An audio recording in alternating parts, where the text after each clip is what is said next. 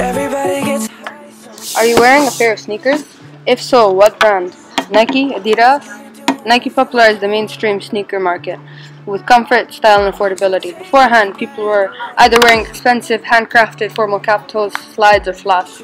They invented modern streetwear, starting with sneakers and moving up to premium hoodies and shirts.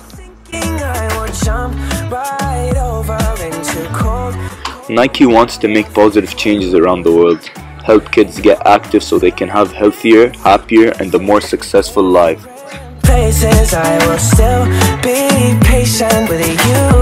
The two people that started Nike off were Phil Knight and Bill Bowerman. Tarif is going to start you guys off with Bill Bowerman. Nike came from two sources: Bill Bowerman's quest for a lighter and more durable racing shoe, and Knight's search for a way to make a living without having to give up his love of athletics. Bill Bowerman was an American track and field coach and is the co-founder of Nike. Nike was first founded as Blue Ribbons, so Bowerman was the first head designer for the company, and he dedicated his life in creating shoes that helped all these athletes to perform better in the field. He played football in Medford, then after that he attended University of Oregon, where he taught and played football as well. He finished university and his first job was teaching biology and managing the football team.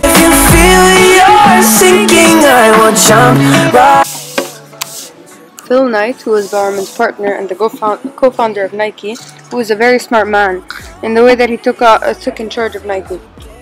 So the Nike athletic machine began as a small distributing outfit located in the trunk of Phil Knight's car in Oregon. He helped design many exclusively rare Oregon player exclusives because he is from Oregon and he enjoys helping out his community. These are now considered extremely rare collectibles, which can run upwards of a house down payment. The Oregon Waffles of Wary Myers have an estimated value of $350,000, but the owner is not planning on selling them anytime soon.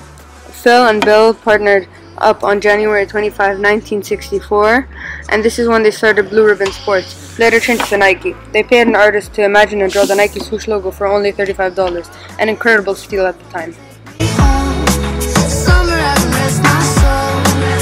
The Nike Cortez was the first publicly released track shoes ever designed by Nike in 1972. It was Nike's first ever running shoe and one of the first ever to incorporate somewhat of a cushion, which was extremely revolutionary and helped kickstart the company up to a rise. One downfall of the Cortez was in the 80s, when the black and white Nike Cortez was commonly worn by the Latino gangs, favoring the shoe's comfort and simple design.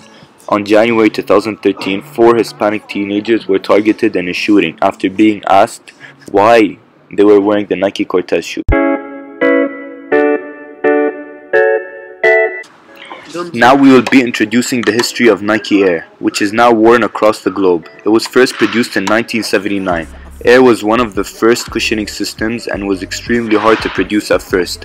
The Nike Tailwind was the first ever shoe to use air, although it did not have the famous air window like the Nike Air Max line has. The first Air Force One was an all-white high top with a grey swoosh and a grey outsole. It was very limited and hard to produce, causing it to be very sought after. The reason it was called the Air Force One was because Nike named it after the plane that carried the president.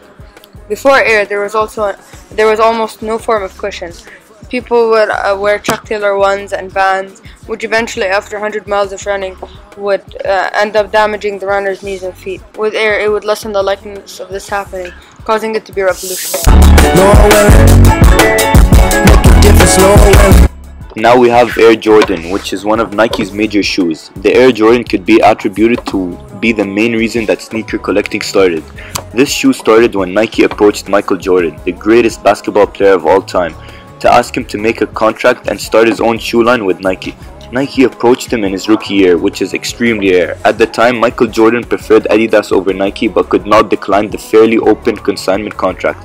It was short term, so he would be able to switch to Adidas after a few years if he had desired. This did not happen because his deal with Nike went extremely well, making him a lot of money, and it increased Nike stocks dramatically. Nike employed many different techniques popularized during the Industrial Revolution. During the Industrial Revolution, mass production was put into mass effect. The working conditions for these employees was horrendous. They worked 12 hours a day, 6 days a week, with very, very low pay. A lot of these employees could become severely injured by the dangerous machines that they were using, and these poor conditions still exist today. Nike commonly uses the assembly line to produce their products, and this is a technique that was heavily inspired by the Industrial Revolution. The process was designed by Henry Ford to create a cheaper way of producing cars, which then evolved into producing many different products. A rendition of the production line is heavily used by Nike. These children had no time off. These children working in mines sometimes were even crushed to death or severely injured by the poor working conditions they had to suffer.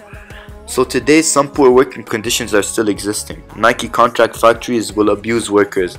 These Nike products that people wear today have become symptoms, and with slave wages forced overtime are being abused. So the difference between the working conditions today is in the Industrial Revolution and in the modern industry is how safer and proper our machines right now are. So for example, children now are being put in a safer environment, and the government is quite strict now about how aged the children have to be to work like an adult, such as working with heavy and dangerous equipment. Now, thank you for watching. Hope you enjoyed it. Leave us your comments. Uber everywhere, pre-rolls in the Ville, yeah, Uber everywhere, pre-rolls.